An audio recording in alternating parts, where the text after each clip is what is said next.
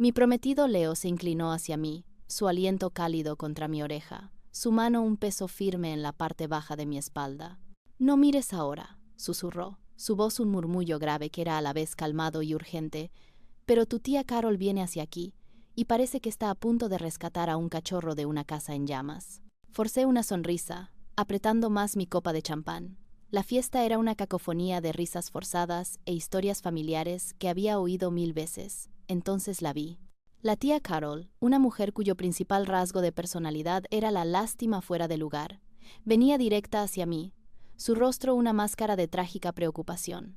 Pasó de largo a mis padres y a mi hermana Chloe, dirigiéndose directamente a mí. Agarró mi mano libre con sus 2 manos sorprendentemente fuertes y presionó un arrugado billete de $20 en mi palma. «Oh, Vanessa, pobrecita», arrulló, lo suficientemente alto para que toda la mesa lo oyera. «Me he enterado. Lo siento muchísimo. Vivir en tu coche debe ser terrible. No es mucho, pero por favor, cómprate una comida caliente». El mundo se quedó en silencio. Me quedé mirando el billete arrugado en mi mano, luego sus ojos serios y llenos de lágrimas. Y en ese momento lo supe.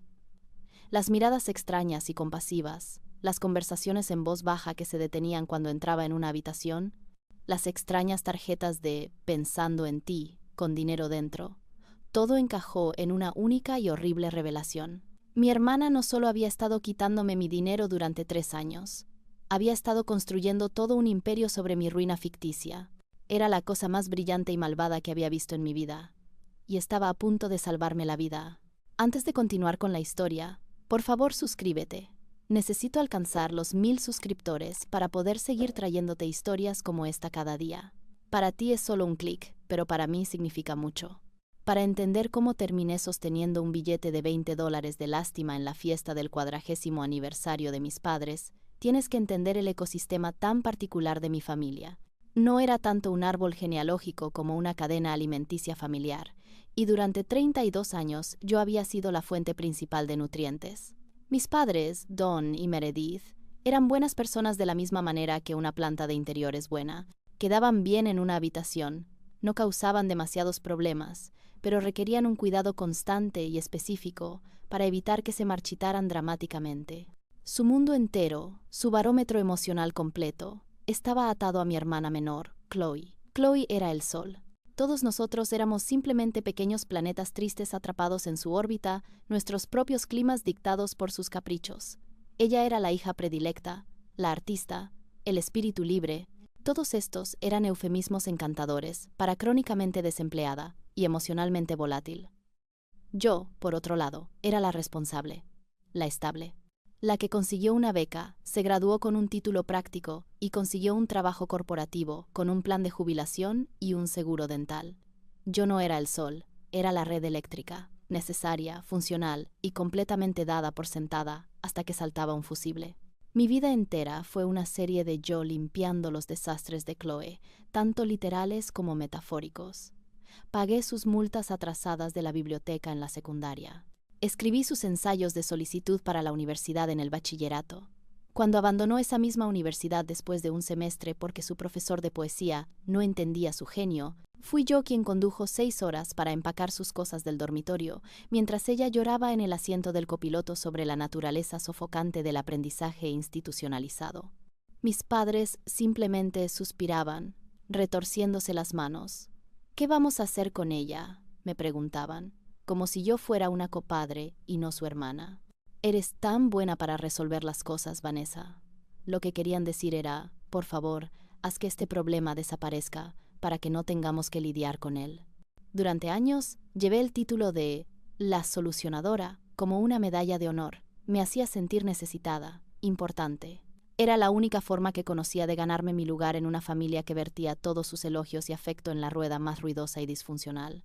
Yo era la conductora designada en un derbi de demolición, y pensaba que eso me convertía en la persona más importante allí. No me di cuenta de que solo era la que permitía el choque. El acuerdo, como mi madre lo llamaba tan delicadamente, comenzó hace 3 años un martes. Recuerdo el día porque acababa de cerrar un gran negocio en el trabajo, un proyecto en el que me había desangrado durante 6 meses. Estaba en la cresta de la ola, planeando una cena de celebración con Leo, mi novio de entonces desde hacía 2 años.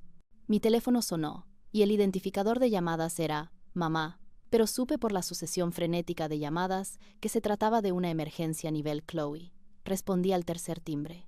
Vanessa, gracias a Dios. La voz de mi madre era débil y desgastada. Es Chloe. La han despedido de la boutique. Está completamente destrozada. Sentí esa vieja y familiar sensación de hundimiento en mi estómago, la que siempre acompañaba una llamada telefónica centrada en Chloe. Era el golpe sordo de mi propia vida quedando en suspenso, una vez más. El trabajo en la boutique había sido el empleo más duradero de Chloe, 7 meses enteros. Hice las preguntas de rigor. ¿Qué pasó? ¿Está bien? ¿Qué puedo hacer? La historia era un clásico de Chloe. Su gerente la había acusado de llegar tarde con demasiada frecuencia y de pasar más tiempo con su teléfono que con los clientes. La versión de Chloe, según me la contó mi madre, era que su gerente era un dron corporativo sin alma que se sentía amenazado por la vibrante personalidad de Chloe. Su alquiler vence el primero, Vanessa, dijo mi madre, llegando al verdadero punto de la llamada. Tu padre y yo estamos sin fondos este mes, con los impuestos a la propiedad que hay que pagar. Simplemente no sabemos qué hacer. Ahí estaba. La petición tácita, flotando en el aire. Ya podía sentir las palabras formándose en mi lengua, las que había dicho una docena de veces antes. Puedo ayudar, pero esta vez algo se sentía diferente. Quizás fue el éxito de mi proyecto en el trabajo, un resultado tangible de mi propio esfuerzo. Quizás fue Leo, quien había estado señalando gentilmente la naturaleza unilateral de mi dinámica familiar durante meses. Dudé. Mamá, comencé, tratando de elegir mis palabras con cuidado. Puedo ayudarla con la compra y esas cosas, pero no creo que pueda cubrir todo su alquiler. El silencio al otro lado de la línea fue frío y pesado. Luego vino el susurro suave y cargado de culpa. Oh, ¿de acuerdo? Es que me preocupo por ella. Es tan frágil. No sé cómo sobrevivirá en la calle, pero si no puedes, no puedes. Somos familia. Encontraremos una solución. Fue una clase magistral de manipulación y funcionó a la perfección. La imagen de mi frágil hermana, sin hogar, fue conjurada. La sutil implicación de que mi negativa era una traición a la familia. 1 hora después, estaba al teléfono con Chloe, obteniendo la información de pago de su arrendador. Solo por un par de meses, le dije, con voz firme. Solo hasta que te recuperes. Ella sorbió la nariz agradecida, prometiendo que tendría un nuevo trabajo en poco tiempo y que me devolvería hasta el último céntimo. Colgué el teléfono sintiendo una mezcla de resentimiento y alivio. Había cumplido con mi deber, había mantenido la paz, había apagado el fuego. No tenía ni idea de que acababa de rociar mi propia vida con gasolina. Leo fue la primera persona en llamar a la dinámica por su nombre. Un esquema Ponzi emocional. Él era arquitecto, un hombre que trataba con planos, muros de carga y cimientos sólidos. Mi familia, para él, era una estructura construida sobre esperanza e ilusiones, destinada al colapso. Nos conocimos en la barbacoa de un amigo, y me atrajo su confianza tranquila, la forma en que escuchaba más de lo que hablaba. Cuando conoció a mi familia, fue perfectamente educado, pero lo vi observándolos con una especie de curiosidad antropológica distante. No vio un espíritu libre en Chloe, vio a una narcisista de manual. No vio padres preocupados en mi mamá y mi papá, vio a facilitadores de manual. Después de una cena de domingo particularmente agotadora, donde toda la conversación giró en torno al último drama de Chloe, una pelea con una amiga que se había atrevido a comprometerse antes que ella, Leo y yo conducíamos a casa en silencio. Entonces, dijo finalmente con los ojos en la carretera, saben que existes, ¿verdad? Quiero decir, independientemente de las necesidades de tu hermana. La pregunta fue tan directa, tan rotunda, que se sintió como un jarro de agua fría. ¿A qué te refieres?, pregunté, a la defensiva. ¿Saben que existo, de verdad?, replicó él, con un tono suave. Porque acabo de pasar por una comida de 2 horas en la que nadie te hizo una sola pregunta sobre tu vida, tu trabajo o ese viaje que estamos planeando. Pero sí aprendí que Chloe piensa que el verde salvia es un color personalmente opresivo y que necesita un nuevo exprimidor porque el actual no tiene función de prensado en frío. El equilibrio parece descompensado. Fue la primera vez que alguien de fuera de la burbuja había articulado la verdad invisible que había estado viviendo toda mi vida. No tenía defensa, porque tenía razón. Yo era la solucionadora de problemas y el respaldo financiero de la familia, y ese era el principio y el fin de mi papel. Cuando le conté sobre el acuerdo del alquiler, lo presenté como algo temporal, un gesto de apoyo familiar. Escuchó pacientemente, sin juzgar, pero vi el escepticismo en sus ojos. ¿Por cuánto tiempo?, preguntó. Solo un par de meses, recité, la línea oficial del partido, hasta que encuentre un nuevo trabajo. Él solo asintió. De acuerdo, asegúrate de tener un contrato. Me reí. Leo es mi hermana, no una inquilina. Vanessa, dijo, entrando en mi entrada y girándose para mirarme. En esta situación, ella es tu inquilina, y tus padres son sus agentes. Trátalo como una transacción comercial, o ellos lo harán. Lo descarté como si no entendiera las complejidades de la familia, but sus palabras se me quedaron grabadas. Había plantado una semilla de duda, una pequeña grieta en los cimientos de negación que había construido tan cuidadosamente a mi alrededor. Vio la podredumbre en las vigas de soporte que me habían enseñado a llamar amor. El primer par de meses pasó con una facilidad predecible. Chloe estaba llena de promesas y de una búsqueda de trabajo performativa. Me enviaba enlaces a puestos tremendamente inadecuados, directora creativa en una gran agencia de publicidad, curadora jefe de un museo con notas como «pensando en postular a este». Todo era para aparentar, una forma de fingir esfuerzo sin hacer nada. La primera señal de problemas llegó al tercer mes. Acababa de hacer el tercer pago del alquiler, y la llamé para abordar suavemente el tema. «Oye, ya han pasado unos 3 meses», comencé, con la voz demasiado casual. «Solo para saber cómo va la búsqueda de trabajo». La línea se quedó en silencio por un momento y luego un sollozo. «Ness, lo estoy intentando con todas mis fuerzas», gimió. «El mercado es brutal en este momento. Tuve una entrevista la semana pasada y fue horrible. El tipo era un cerdo total. Realmente me afectó, ¿sabes? Mi confianza está destrozada». Era una jugada clásica de Chloe, convertir su fragilidad en un arma. Cualquier intento de rendición de cuentas se retorcía en un ataque a su delicado estado emocional. Mis padres, por supuesto, la respaldaron. Cuando se lo mencioné a mi madre, su respuesta fue rápida y cortante. «Vanessa, por el amor de Dios, dale un respiro a la chica. No tienes idea de lo difícil que es ahí fuera. A ti siempre te ha resultado todo tan fácil. Un poco de empatía no te mataría». Ahí estaba esa frase de nuevo. «A ti siempre te ha resultado todo tan fácil». Era el recurso habitual de la familia para desestimar mi éxito. Mi trabajo duro, mis largas horas, mis sacrificios, no existían. Mi estabilidad era un accidente del destino, un golpe de suerte, lo que significaba que no era realmente mía.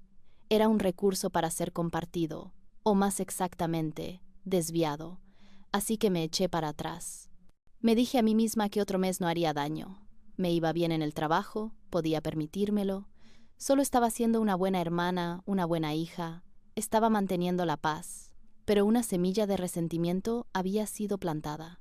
Empecé a notar cosas. Chloe publicaba fotos en las redes sociales. Un brunch con amigas en una cafetería de moda y cara.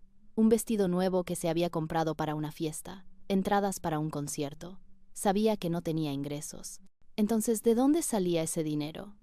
Cuando preguntaba tímidamente, la respuesta siempre era vaga. «Oh, Jenna pagó el brunch. Se sentía mal por mí». ¿Esta cosa vieja? La conseguí en una tienda de segunda mano. Cada pregunta era respondida con una explicación plausible, pero de alguna manera insatisfactoria. Era como ver un truco de magia. Sabía que me estaban engañando, pero no podía entender cómo. Leo lo veía claramente. «Ni siquiera intenta ocultarlo», decía, desplazándose por su feed de Instagram. «Se está gastando el dinero de tu alquiler en tostadas de aguacate, y tus padres se lo permiten». Yo la defendía, un reflejo nacido de décadas de entrenamiento. «No sabes eso. Quizás sus amigas la están ayudando». «O quizás», decía Leo, mirándome con ojos tristes y sabios. «Sabe que nunca se lo reprocharás». Y tenía razón. Estaba tan aterrorizada del inevitable conflicto, de las acusaciones de ser egoísta y cruel, que elegí creer la mentira. Era más fácil que enfrentar la verdad. La rana estaba en la olla, y el agua empezaba a calentarse. El primer año se convirtió en el segundo. El acuerdo temporal se había convertido en la nueva normalidad. Una partida en mi presupuesto mensual, simplemente etiquetada como Chloe. La farsa de la búsqueda de trabajo había cesado casi por completo. Chloe ahora había abrazado plenamente su identidad como una artista incomprendida. Sus días los pasaba buscando inspiración, lo que parecía implicar muchas siestas, ver películas extranjeras y escribir poesía vaga y angustiosa que ocasionalmente publicaba en línea. Cualquier mención de un empleo remunerado ahora era recibida con hostilidad manifiesta. No puedo simplemente aceptar cualquier trabajo corporativo que aplaste el alma como tú, Vanessa, decía, con la voz goteando con descendencia. Tengo que proteger mi energía creativa. Tú no lo entenderías. La implicación era clara. Yo era una vendida, un engranaje en la máquina, y mi dinero era el combustible sucio que le permitía a ella, la artista de corazón puro, volar libre. Era una extraña especie de superioridad moral, financiada enteramente por mi salario decididamente no artístico. La tensión financiera comenzaba a afectarme. Ya no era solo el alquiler. Era la ansiedad constante y de bajo grado de todo el asunto. Estaba trabajando más duro, asumiendo proyectos adicionales, no para mi propio futuro, sino para mantener el estilo de vida subvencionado de mi hermana. Mis propias metas de ahorro, mis planes con Leo de comprar una casa, se posponían constantemente. El resentimiento ya no era una semilla, era una enredadera espinosa, envolviéndose alrededor de mi corazón. Intenté, en múltiples ocasiones, establecer una fecha límite. Cada intento fue un drama emocional magistralmente orquestado. Llamaba primero a mis padres, tratando de presentar un frente unido. Mamá, papá, he estado pagando el alquiler de Chloe durante casi 2 años. No puedo hacerlo para siempre. Necesitamos idear un plan real. Esto era recibido con un aluvión de culpa paternal. ¿Está todo bien, cariño?, preguntaba mi madre, con la voz teñida de falsa preocupación.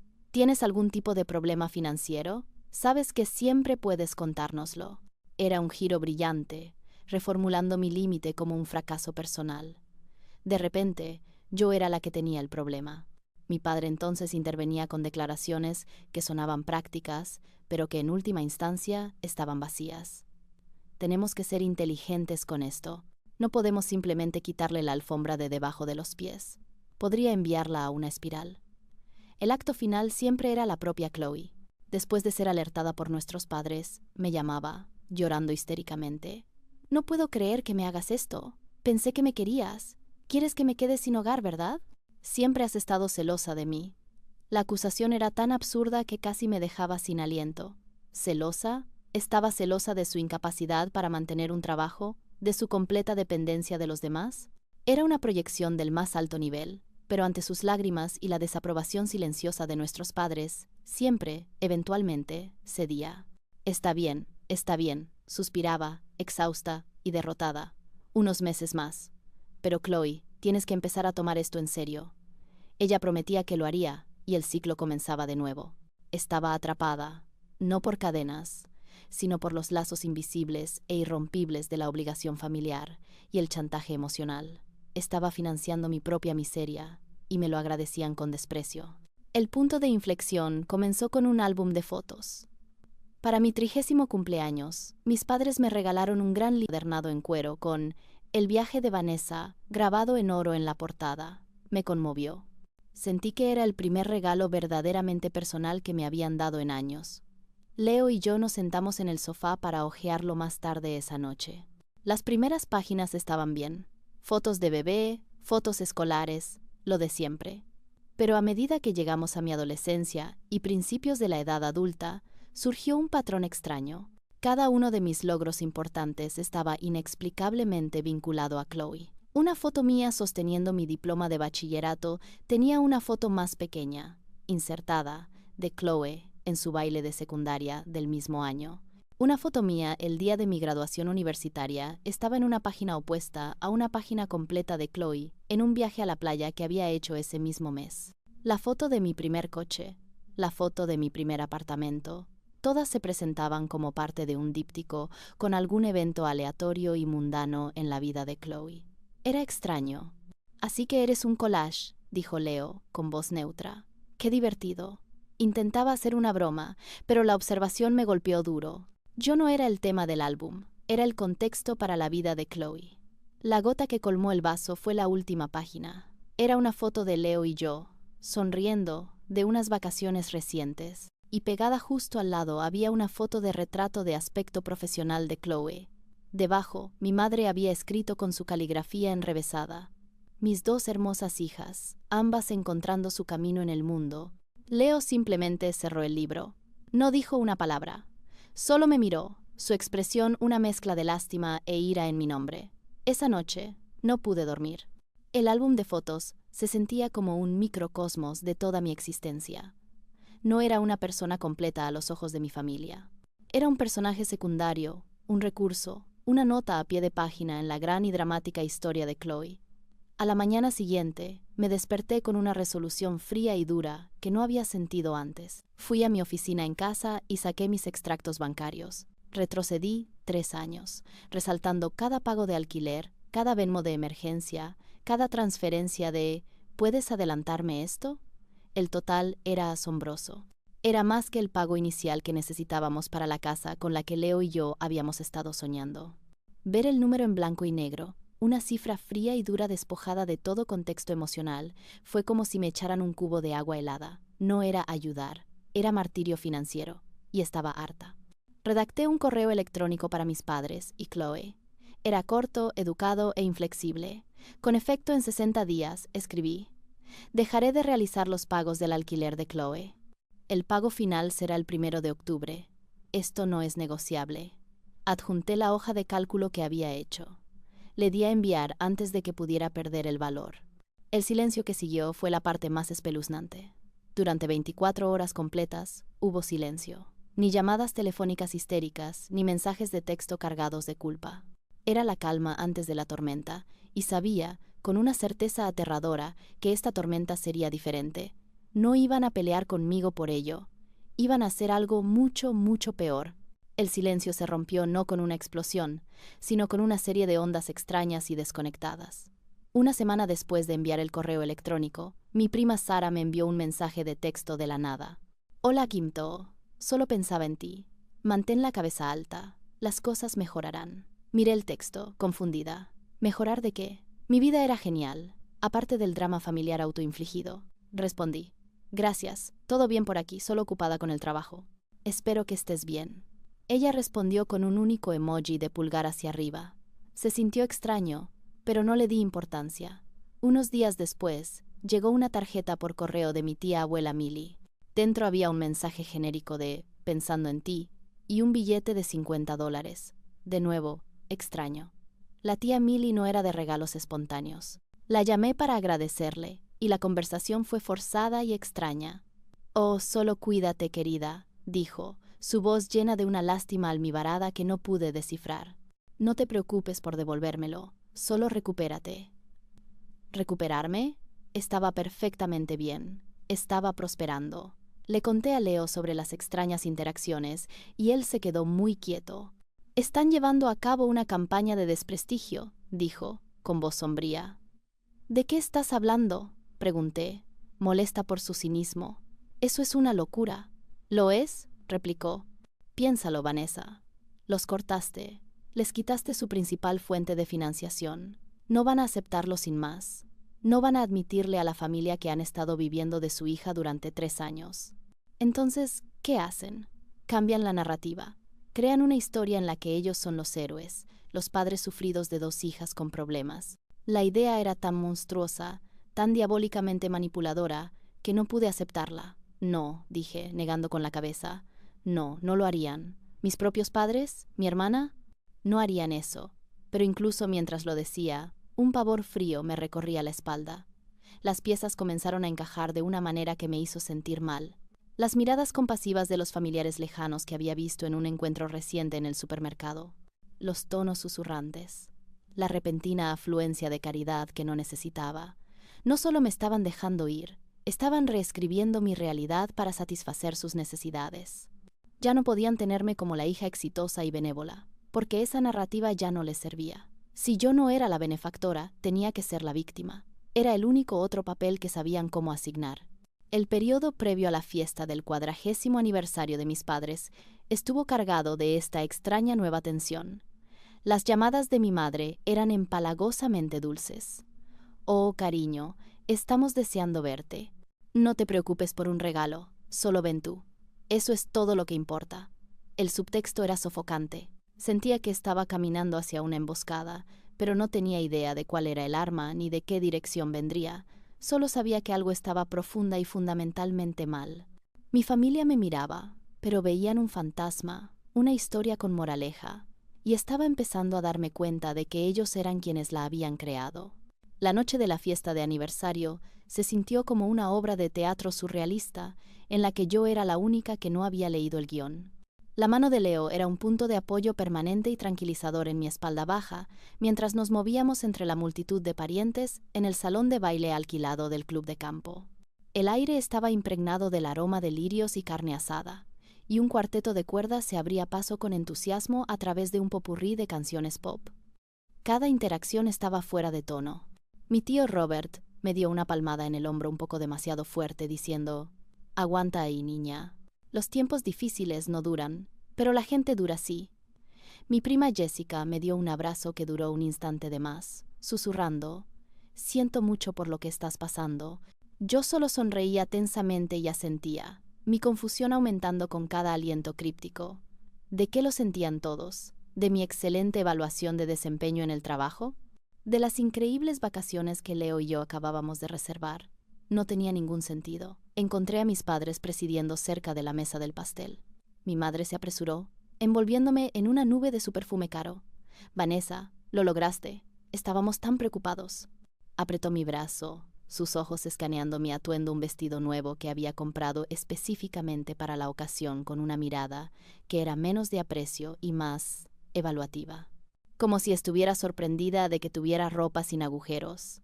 Mi hermana, Chloe, se deslizó hacia nosotros, con una sonrisa satisfecha y beatífica en su rostro.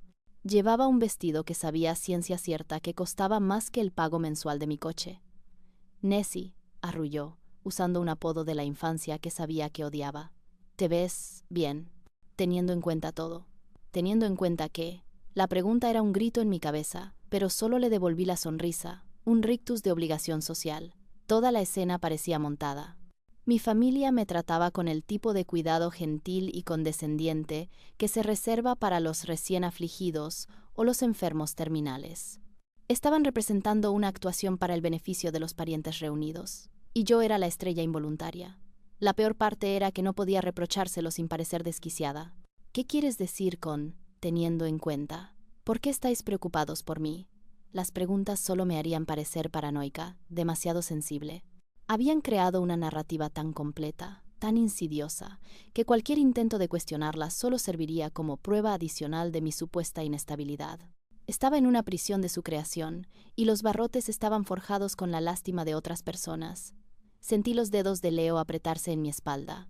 «Vamos a por una bebida», murmuró, guiándome hacia la barra. «Y quédate cerca de mí. Creo que el acto principal está a punto de comenzar». Tenía razón. Fue entonces cuando vi a la tía Carol, su rostro una nube de tormenta de simpatía, abriéndose paso decididamente a través de la sala, su mano ya metiéndose en su bolso. El arrugado billete de $20 se sentía caliente en mi palma, como una marca de hierro. La tía Carol seguía acariciando mi mano, su voz un zumbido bajo y lúgubre. Todos nos quedamos tan sorprendidos al enterarnos. «Después de todo tu trabajo duro, perder tu trabajo, tu apartamento, simplemente no es justo. Chloe nos dijo que te está dejando quedarte con ella. Es una hermana tan buena cuidando de ti así». La sangre se me heló en las venas. Fue como si el mundo se inclinara sobre su eje, y cada una de las extrañas interacciones de los últimos 2 meses encajara con una claridad nauseabunda. No era solo una campaña de desprestigio, era una narrativa completamente fabricada, una obra maestra del engaño. Los $50 de la tía Millie, el aguanta ahí del tío Robert. Todos pensaban que estaba en la indigencia. Y Chloe era la heroína, la santa, la hermana generosa que había acogido a su patética hermana sin hogar. La ironía era tan potente que resultaba ácida. Estaba pagando por el mismo apartamento donde supuestamente, caritativamente, me estaba alojando. Mi dinero estaba financiando su santidad. Leo vio la expresión de mi rostro y actuó al instante. Puso una mano firme y educada en el hombro de la tía Carol. «Carol, muchas gracias por tu preocupación. Vanessa se siente un poco abrumada. Vamos a tomar un poco de aire fresco». Me alejó de la mesa, lejos del mar de caras compasivas, y nos llevó a la terraza desierta del club de campo. El aire fresco de la noche fue un shock para mi sistema. Me apoyé en la balaustrada de piedra, con los nudillos blancos, y simplemente respiré. Son increíbles, susurré, las palabras apenas audibles. Es peor que eso, dijo Leo, su voz un gruñido bajo y enojado. Esto es un fraude, Vanessa. No solo están mintiendo a la familia, es probable que estén solicitando dinero basándose en esa mentira. ¿Esa tarjeta de tu tía Millie? ¿Los 20 de Carol? ¿Cuántos más de esos ha habido? Están monetizando tu falsa caída. Tenía razón. Una sensación nauseabunda y revuelta comenzó en mi estómago. La preocupación empalagosamente dulce de mis padres, la lástima satisfecha de Chloe, todo era una actuación. Eran estafadores, y su propia hija era el objetivo. Por un momento, todo lo que sentí fue una profunda e insondable sensación de traición. Las personas que se suponía que debían amarme, protegerme, me habían sacrificado en el altar de su propia conveniencia y codicia. Me habían despojado de mi éxito, mi dignidad y mi realidad, todo para no tener que enfrentar las consecuencias de su propia disfunción. Miré a Leo, su rostro grabado con una furia que sentía enteramente en mi nombre. Fue en sus ojos donde encontré mi propia ira. El dolor comenzó a retroceder, reemplazado por una rabia fría y aguda. «Oh, no tienen ni idea», dije. Mi voz ya no era un susurro, era firme y dura como el acero. «No tienen ni idea de lo que acaban de hacer». Me aparté de la balaustrada y me volví hacia las puertas del salón de baile. El cuarteto de cuerda tocaba algo animado. «¿A dónde vas?», preguntó Leo, interponiéndose en mi camino. «El acto principal está a punto de comenzar», dije, encontrando su mirada, «y voy a reescribir el final». Regresé a la fiesta con un propósito que se sentía extraño y estimulante. La niebla de la confusión se había disipado, dejando tras de sí un paisaje de claridad cruda y cristalina. Ya no era una víctima. Era una fiscal, y el tribunal era la fiesta de aniversario de mis padres. Leo estaba a mi lado, una presencia silenciosa y sólida. Pasé de largo mi mesa y me dirigí directamente a donde mi prima Sara hablaba con su esposo. Sara siempre había sido la más sensata de mis parientes, menos propensa al drama característico de la familia. Confiaba en ella. «Sara, ¿puedo hablar contigo un segundo?», pregunté, con voz uniforme. Ella levantó la vista, su expresión suavizándose inmediatamente en esa ahora familiar mirada de lástima. «Por supuesto, ve, lo que sea». La llevé a un rincón tranquilo cerca del guardarropa. «Necesito que me digas lo que mis padres y Chloe te han contado sobre mi situación de vivienda», dije, sin preámbulos. «Solo los hechos. No te preocupes por herir mis sentimientos». Sara parecía incómoda, mirando de reojo hacia la fiesta. No sé si este es el momento o el lugar». «Es el momento y el lugar perfectos», insistí, mi mirada inquebrantable. «Por favor». Ella suspiró, una bocanada de resignación. «Está bien», dijo, bajando la voz. «Meredith y Don nos lo contaron hace un par de meses. Dijeron que tuviste un colapso nervioso, que te despidieron de tu trabajo y tu arrendador te desalojó. Chloe dijo que apareciste en su puerta con solo una maleta, que habías estado durmiendo en tu coche durante unos días. Fue tan valiente, acogiéndote así. Tu padre creó un pequeño fondo para ayudarte, ¿sabes? Solo algunos de los familiares cercanos contribuyendo para ayudar a Chloe con los gastos extras de tenerte allí». Mi cabeza daba vueltas. Un fondo. Habían creado un fondo. Estaban recaudando dinero activamente de mis parientes basándose en una mentira tan grotesca, tan completamente invertida de la verdad, que era impresionante. El descaro absoluto. Sentí una risa histérica burbujear en mi garganta, pero la ahogué. «Los gastos extras», repetí, con voz hueca. «Claro». Saqué mi teléfono, mis manos temblaban, pero mis dedos estaban firmes. Abrí mi aplicación bancaria, mi corazón latiendo un ritmo furioso contra mis costillas. Navegué a la sección de pago de facturas, mi pulgar flotando sobre la información del beneficiario guardada para el arrendador de Chloe. «Sara», dije, mi voz peligrosamente tranquila, «voy a mostrarte algo, y luego voy a necesitar tu ayuda». Le mostré la pantalla. El historial de pagos recurrentes, enviados el 28 de cada mes durante los últimos 3 años, desde mi cuenta directamente a la compañía de administración de propiedades de Chloe. Le mostré la hoja de cálculo, el gran total que representaba el pago inicial de una casa que no tenía porque estaba financiando la mentira de mi hermana. Los ojos de Sara se abrieron de par en par, su mandíbula se aflojó. La lástima en su rostro se desvaneció, reemplazada por un horror creciente, y luego una ira que ardía lentamente. «Oh, Dios mío», susurró, mirando del teléfono a mi cara. «Oh, Dios mío, Vanessa, no lo hicieron». «Lo hicieron», dije, «y ahora todos se van a enterar». El plan era simple, brutal y público. No habría una confrontación silenciosa y tras bastidores. Habían construido su escenario en medio de este salón de baile, y yo iba a quemar todo el decorado. Sara, ahora mi furiosa e invaluable aliada, se puso a trabajar. Reunió discretamente a los actores clave. El tío Robert, que me había dado el discurso de «Los tiempos difíciles no duran», la tía Carol, la portadora de los $20 de lástima, y algunos otros parientes que habían sido parte del Fondo de Ayuda para la pobre Vanessa. Les dijo solo que tenía algo importante que compartir sobre mi situación, algo que necesitaban escuchar directamente de mí.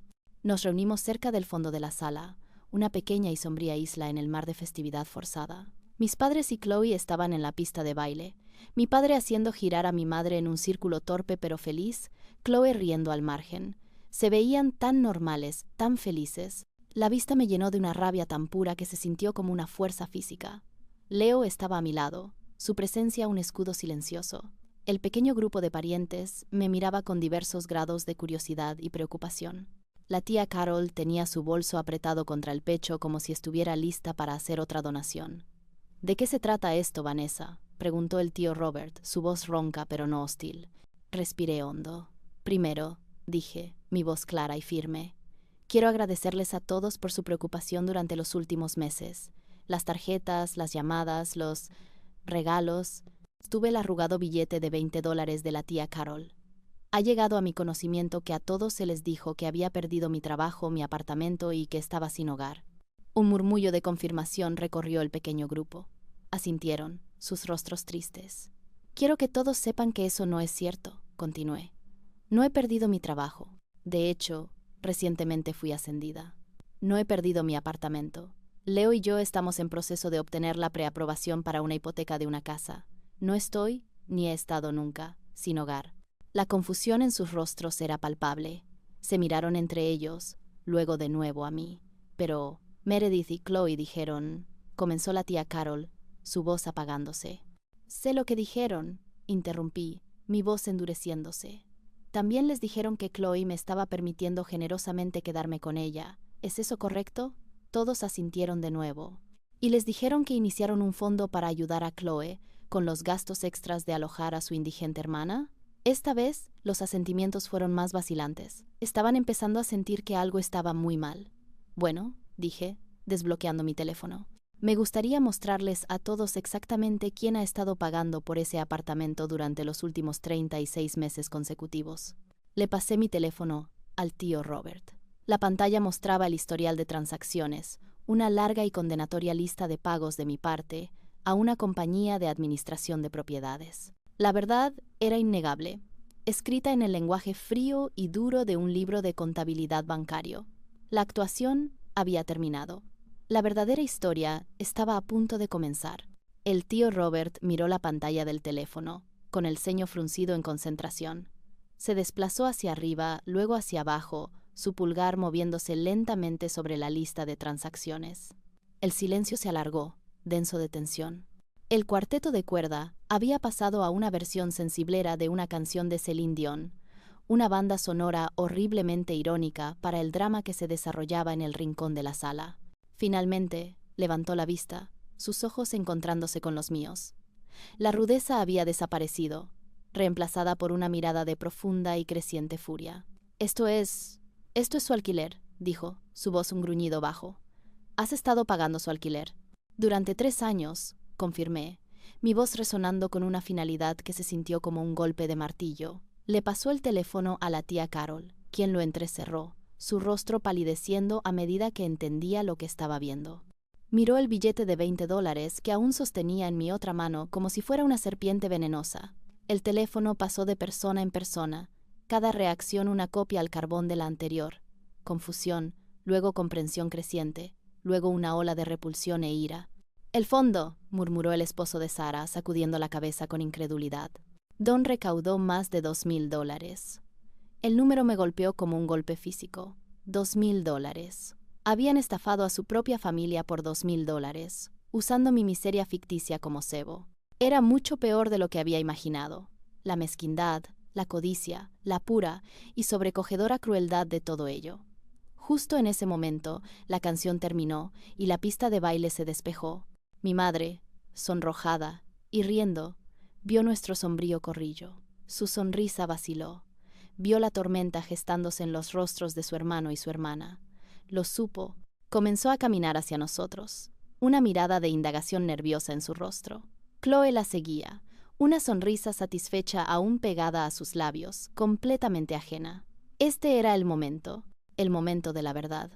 ¿Qué está pasando aquí?, preguntó mi madre, su voz un poco demasiado brillante. Parecéis todos tan serios. El tío Robert, un hombre que solo había conocido como jovial y reacio al conflicto, dio un paso adelante. Sostuvo mi teléfono, la pantalla aún brillando con la evidencia de mis pagos. Meredith, tienes mucho que explicar, dijo, su voz peligrosamente tranquila.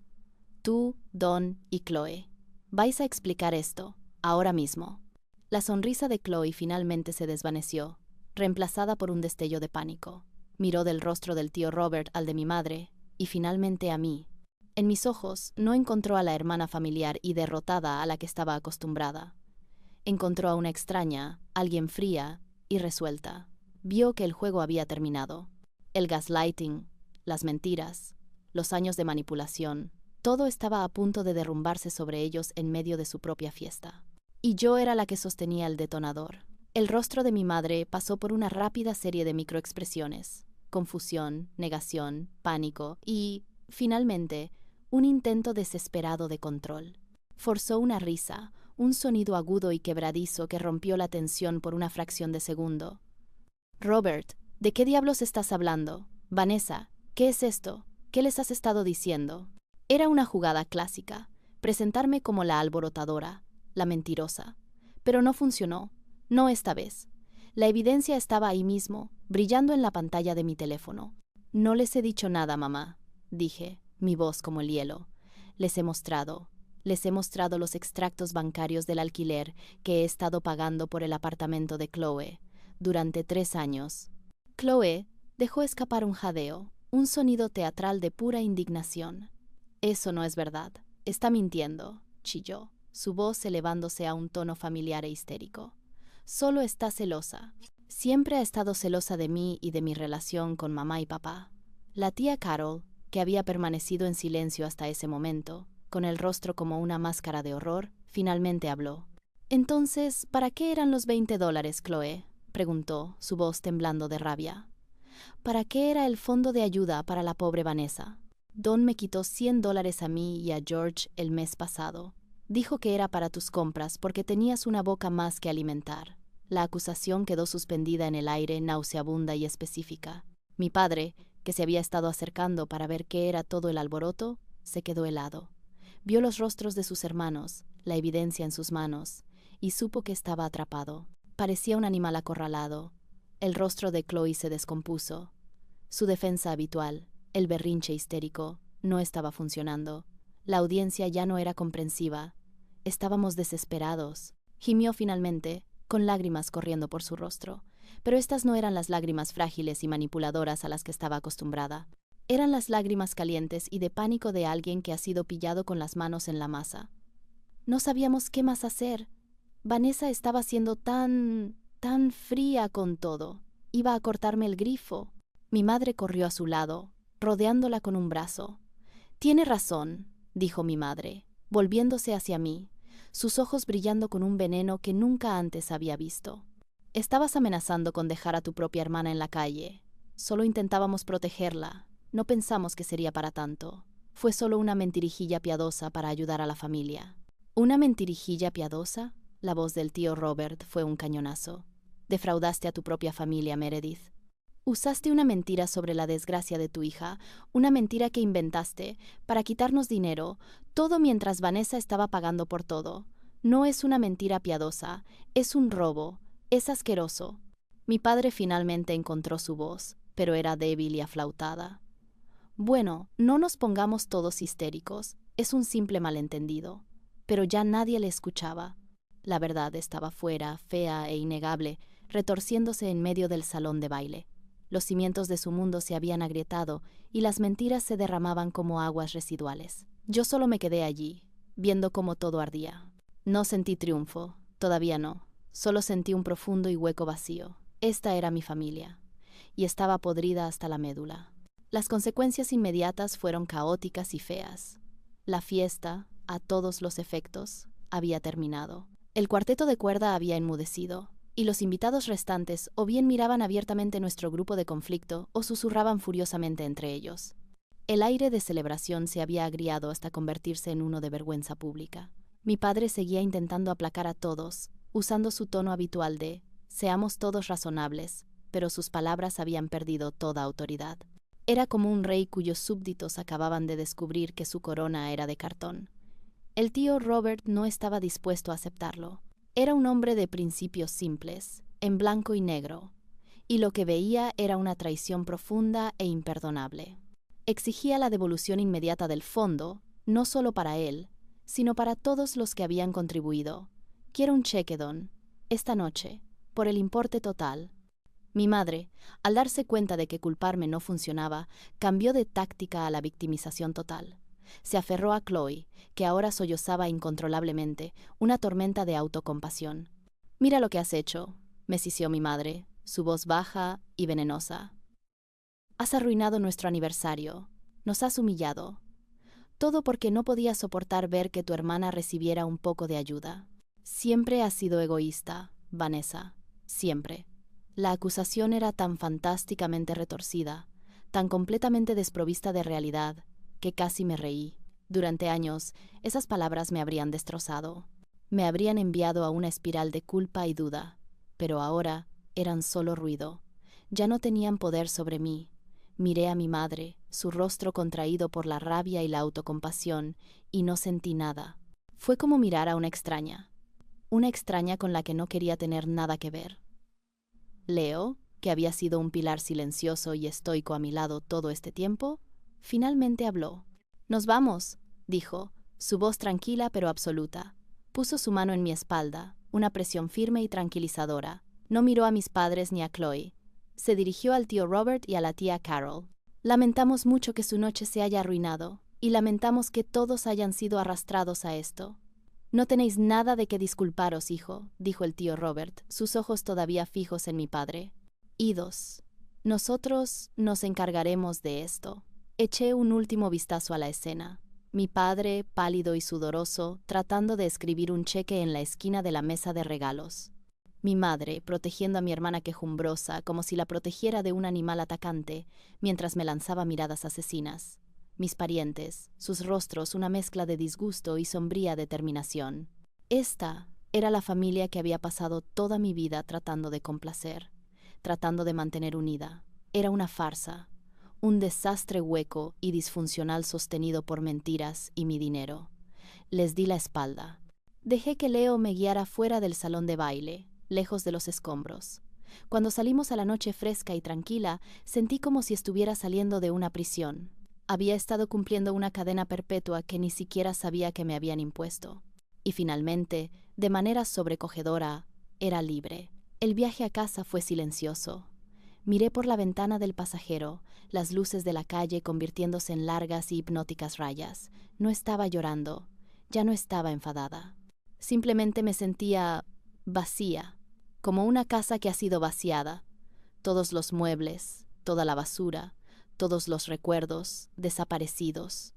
Era un tipo de vacío limpio, estéril y pacífico. Cuando llegamos a mi apartamento, mi verdadero apartamento, el que pagaba con mi propio trabajo, fui directamente a mi portátil.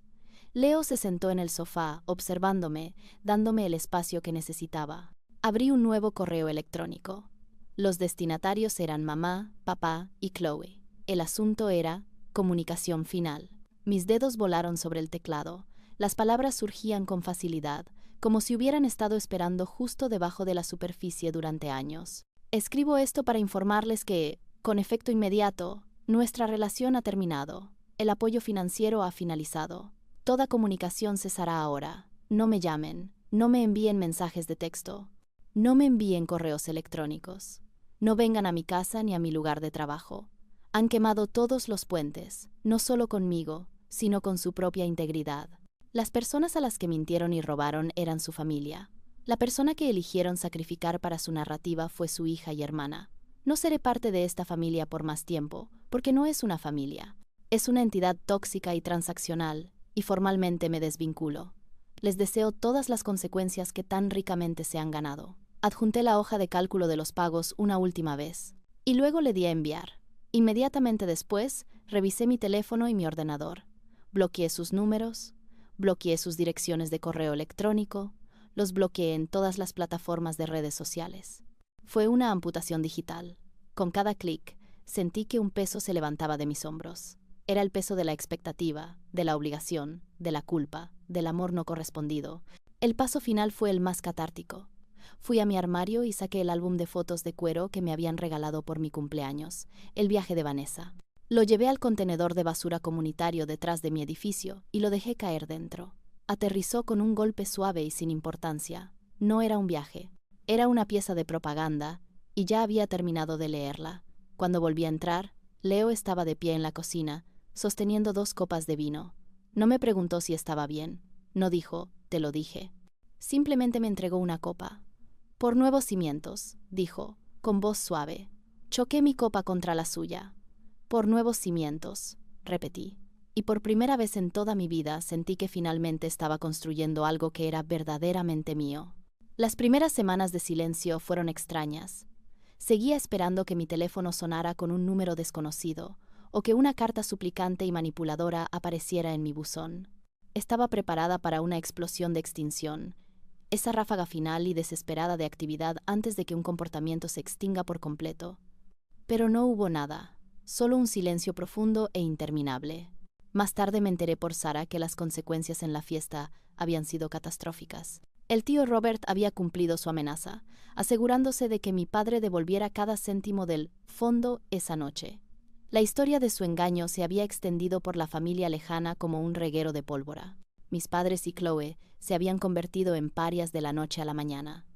Fueron desinvitados de la celebración familiar de Navidad.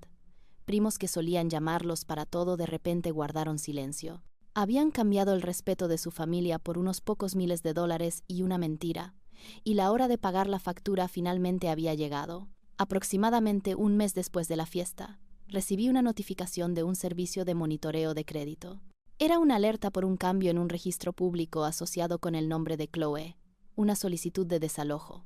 Por supuesto, sin mi dinero, el alquiler no se había pagado, y su arrendador no había perdido tiempo en iniciar el proceso legal. Una parte de mí, la vieja Vanessa condicionada, sintió una punzada de culpa, pero la apagué. Este no era mi problema a resolver. Era una consecuencia directa de sus propias acciones, y por primera vez en su vida iba a tener que enfrentarla sin mí como red de seguridad. Según Sara, Chloe tuvo que volver a vivir con mis padres. Los 3 estaban ahora atrapados juntos en la casa donde crecí, un pequeño ecosistema tóxico de culpa y resentimiento. La ironía no se me escapó. Chloe, el espíritu libre, que no soportaba estar atada, ahora vivía en el dormitorio de su infancia. Mis padres, que habían sacrificado mi bienestar por su comodidad, eran ahora sus arrendadores y compañeros de piso de facto. Habían obtenido exactamente lo que se merecían, el uno al otro. Mientras tanto, mi vida comenzó a florecer en su ausencia. Era increíble cuánta energía mental y emocional se había dedicado a gestionar su drama. Con esa energía liberada, la vertí en mi trabajo, en mi relación con Leo, en mí misma. Conseguimos la preaprobación para la casa. Empezamos a ir a jornadas de puertas abiertas los fines de semana, una actividad que se sentía maravillosamente normal y adulta. Dormía mejor, me reía más, me sentía más ligera. No me había dado cuenta de que el amor de mi familia había sido un ancla, manteniéndome en mi sitio mientras ellos navegaban. Cortar la cuerda fue la mejor decisión que había tomado. Ya no era la red eléctrica, la solucionadora, la conductora designada. Solo era Vanessa, y era más que suficiente. 6 meses después de la fiesta, Leo y yo encontramos nuestra casa. Era en el cierre, sentí una oleada de orgullo tan intensa que casi me hizo llorar. Esto era nuestro, nosotros habíamos construido esto.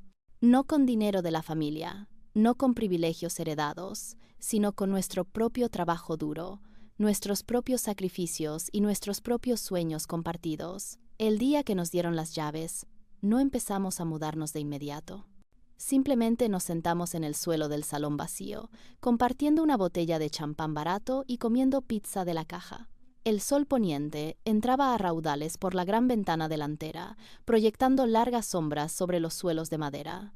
«Sabes», dije, apoyando mi cabeza en el hombro de Leo, solía pensar que un hogar era algo en lo que nacías, un grupo de personas con las que estabas atrapado, para bien o para mal.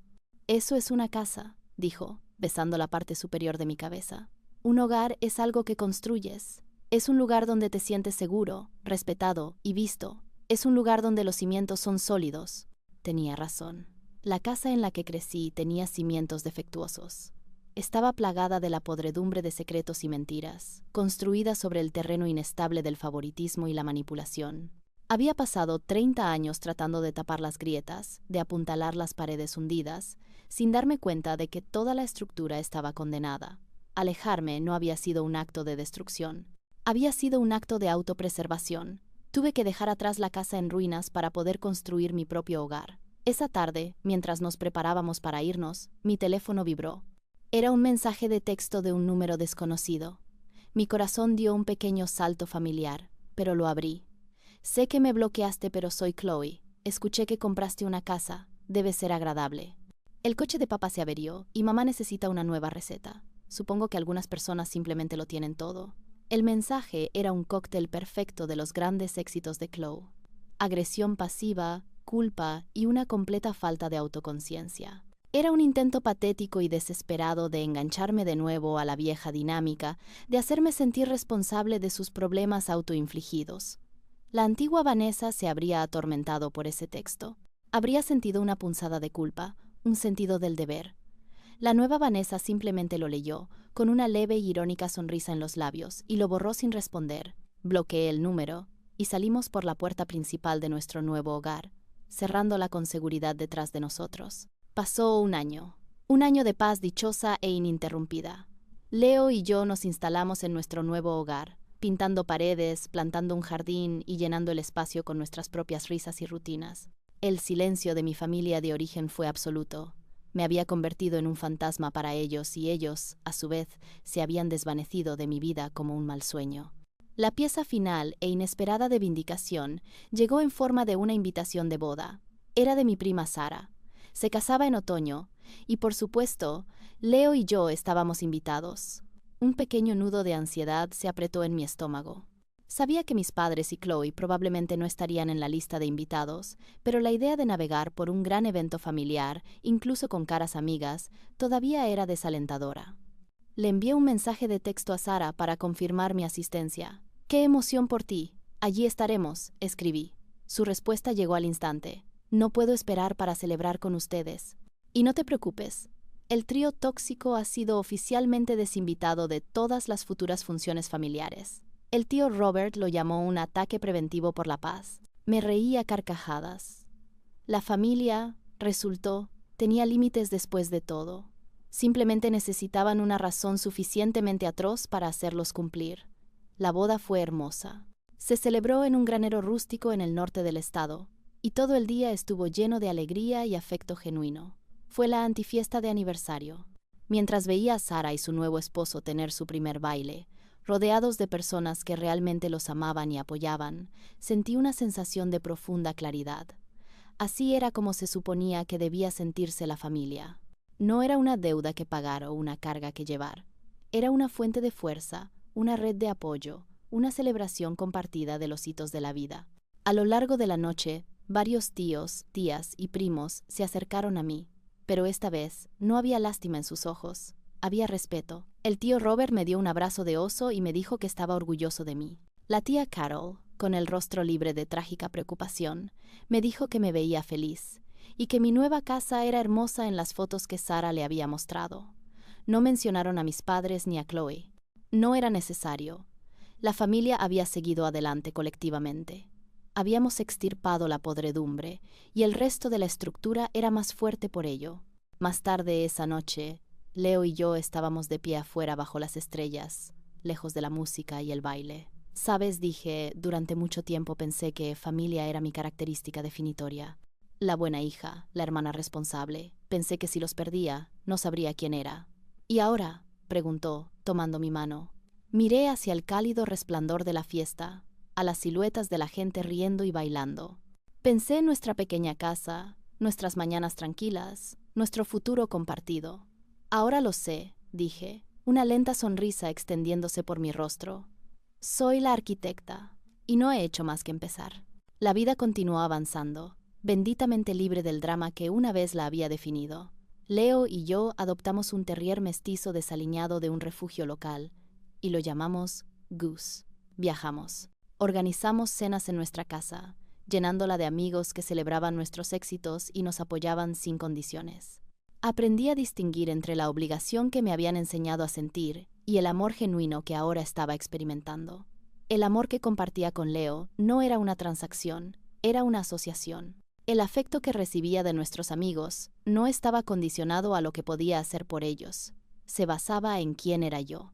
El cambio más significativo, sin embargo, fue interno. La ira que había sentido hacia mis padres y mi hermana se había desvanecido hacía mucho tiempo, dejando atrás no el perdón, sino una especie de aceptación neutral y distante. Eran quienes eran. Sus limitaciones, su egoísmo, su capacidad para la crueldad, todo era parte de su carácter, y no tenían nada que ver conmigo. No era responsable de su felicidad ni de sus fracasos. Mi única responsabilidad era con mi propio bienestar, y eso significaba mantener una distancia segura y permanente. Me di cuenta de que mi papel en la familia nunca había sido realmente sobre el amor. Había sido sobre el control. Mientras yo fuera la solucionadora, el respaldo financiero, la conserje emocional, ellos nunca tuvieron que asumir la responsabilidad por sí mismos. Mi competencia permitía su incompetencia. Mi fuerza permitía su debilidad. Al negarme a desempeñar mi papel asignado, había asumido todo su sistema en el caos, y ellos habían reaccionado tratando de destruir mi reputación. Su mentira sobre mí, estando sin hogar, no era solo para estafar dinero a los parientes. Era un intento desesperado de atraerme de nuevo a una narrativa que pudieran controlar. Si yo era una víctima, ellos podían ser mis salvadores. Si yo era débil, ellos podían ser fuertes. Fue su último y mejor intento de forzarme a volver a la caja que habían construido para mí. Y cuando fracasó tan espectacularmente, se quedaron con nada más que la fea verdad de quiénes eran realmente. A veces me preguntaba qué fue de ellos, atrapados juntos en esa casa. Imaginaba un resentimiento silencioso y latente, una guerra constante y de baja intensidad de agresión pasiva y culpa tácita. Imaginaba a Chloe, ahora en sus 30, todavía viviendo como una adolescente en la habitación de su infancia, sus sueños artísticos agriándose en amargura. Imaginaba a mis padres, envejeciendo, aislados de la familia que una vez había sido el centro de su mundo social. No sentí lástima, no sentí presunción. Solo sentí una silenciosa y profunda sensación de gratitud por ya no ser parte de esa historia. Había escapado, había sobrevivido, y había aprendido que a veces lo más amoroso que puedes hacer por ti mismo es alejarte. La bomba silenciosa de mi partida había terminado de detonar hacía mucho tiempo, y el polvo se había asentado en un paisaje nuevo y más pacífico. Mi vida era mía, construida sobre una base de respeto mutuo con mi pareja, sostenida por las robustas vigas de la verdadera amistad, y decorada con los momentos simples y hermosos de una vida vivida auténticamente. El fantasma de quien se suponía que debía ser la hija siempre generosa, la hermana eternamente comprensiva, ya no me atormentaba. La había exorcizado, no con ira, sino con el acto silencioso e implacable de elegirme a mí misma, día tras día. Al desenredarme de mi familia de origen, descubrí una fuerza que nunca supe que poseía. No era la fuerza de llevar una carga inmensa, que es lo que siempre había confundido con fuerza. Era la fuerza de dejar esa carga. Era la fuerza de trazar una línea en la arena y defenderla. Era la fuerza de darme cuenta de que no es una oración completa, y que no le debía a nadie una explicación por proteger mi propia paz. Mi vida anterior se sentía como una historia que había leído sobre otra persona, una fábula con moraleja sobre cómo el amor puede ser torcido en un arma y cómo el deber familiar puede convertirse en una jaula. La mujer de esa historia estaba constantemente exhausta, resentida y viviendo una media vida, siempre atenuando su propia luz para no eclipsar a la estrella designada de la familia. Estoy tan contenta de no ser ella nunca más. La ironía final es que en su intento de etiquetarme como una fracasada sin hogar, mi familia me dio el mayor regalo que podría haber recibido, una justificación clara, innegable y pública para irme. Me entregaron la llave de mi propia libertad. Querían escribirme como una tragedia, pero en cambio, fueron los autores de mi liberación. Mi único arrepentimiento es que tardé tanto en ver los barrotes de la jaula que habían construido a mi alrededor.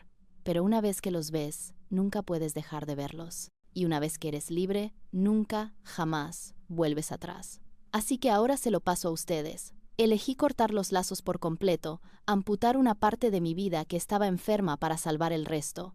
Me fui y nunca miré hacia atrás. Entonces, ¿fui demasiado lejos al abandonar a mi familia o no fui lo suficientemente lejos, lo suficientemente pronto? Déjenme saber lo que piensan.